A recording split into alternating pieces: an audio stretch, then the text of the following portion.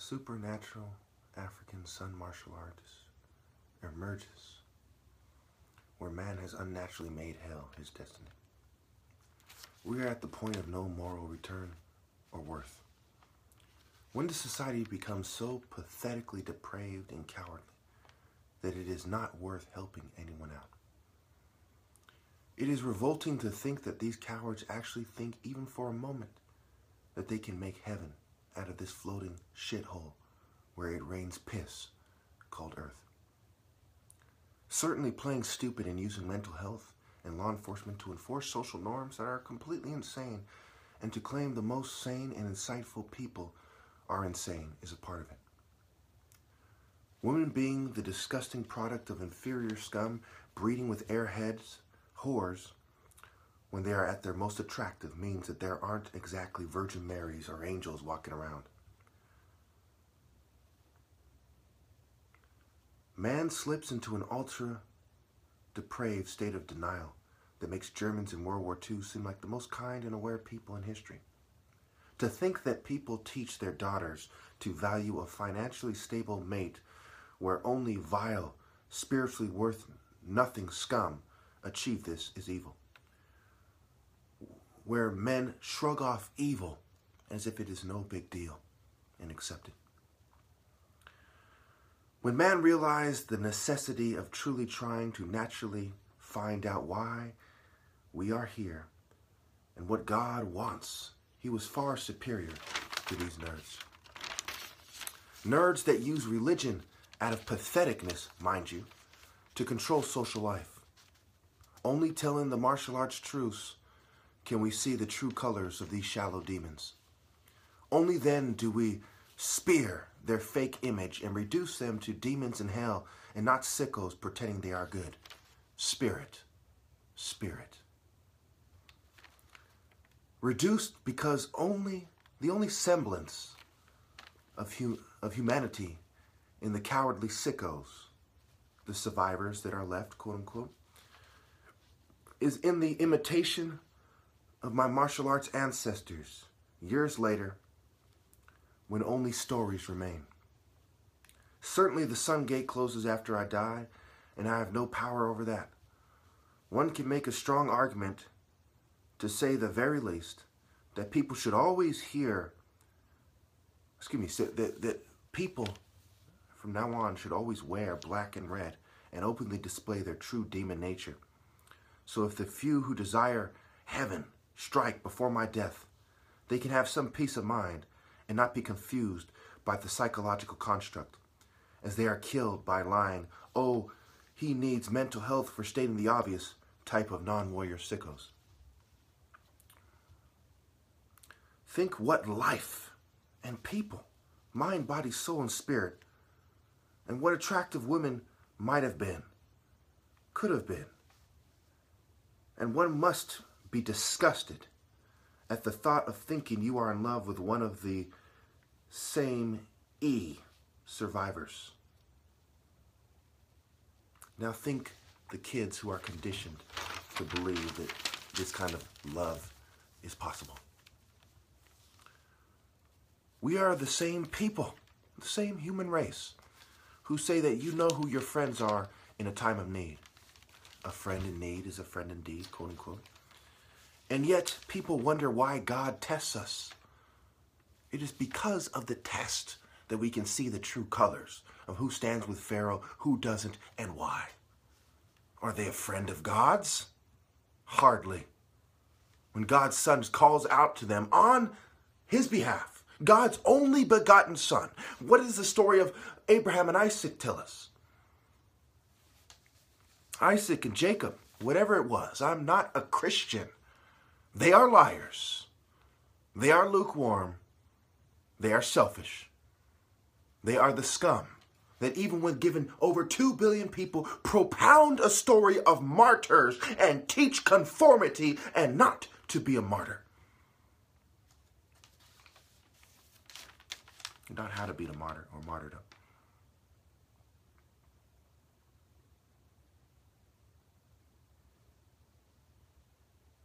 We show that only I deserve heaven.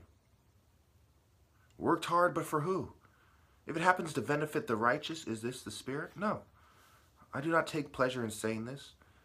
And even if I did, it still needs to be said. So who actually deserves heaven? Right. It is sad. It is sad.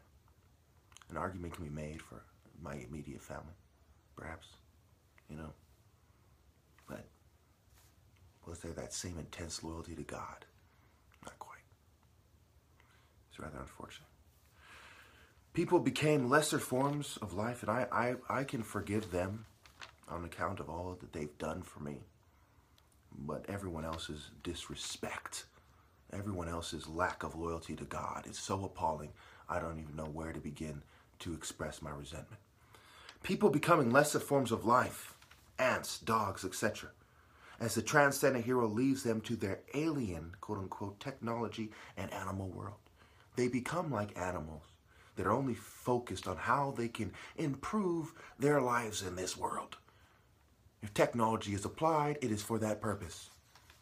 Science is applied to trick man about God. Science is never the way to understand God. God gives us everything we know naturally. Certainly, when one considers all the circumstances of this situation, we see that the ritual setting of a black Messiah, right? Prevent the rise of a black Messiah. The ritual setting of a black Messiah was the key ritual component to ushering in the New World Order.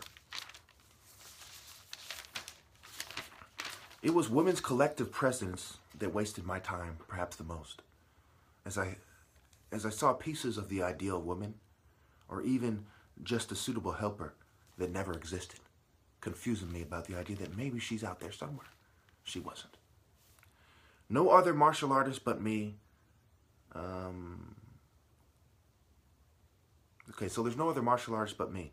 They imitate and use bodily energy to do what they say is martial arts. So one must consider the difference between ushering in and marshalling in. Certainly has to do with the Pure Sun Temple ordering, marshalling in.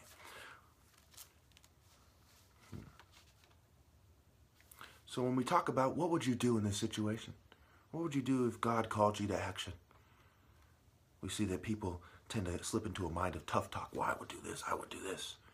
Versus the insightful martial artist who would say, I would do the right thing, but I have no illusions that it would be hard. I feel the potential consequences as I imagine it, versus the knucklehead, the one who truly grasps the consequences, transcending and executing. This is the angel martyr type. This is the person of God. So we see that when we think of people's guilt, underneath it is a part of them that knows that they are better off dead. So there is the illusion that covers up the guilt, 3 levels, 3 layers, if you will. The apprentice, he's being trained by evil. He's in the illusion. He'll never truly master evil because evil is not something you can master. You can start to be very tricky, very cunning, but it can never truly be mastered. That word is only reserved for God and Pharaoh. Okay, so guilt. Okay, so then there's the guilt. Okay, the guilt that is underneath their facade. They're training themselves to be in a state of denial, guilt, and under that is when they're in that guilty state of mind, they're also in a state of denial, and that is that when you work the different angles, that one is better off dead. Thank you. And here is the main reason why. When women lack the courage to choose the right man, or society makes it too difficult for even the most courageous, quote-unquote, worthy woman to choose the right man, certainly there is nothing to protect anymore. Life is not worth fighting for. When they go as far as to mock Pharaoh with their imagery, their feminist imagery.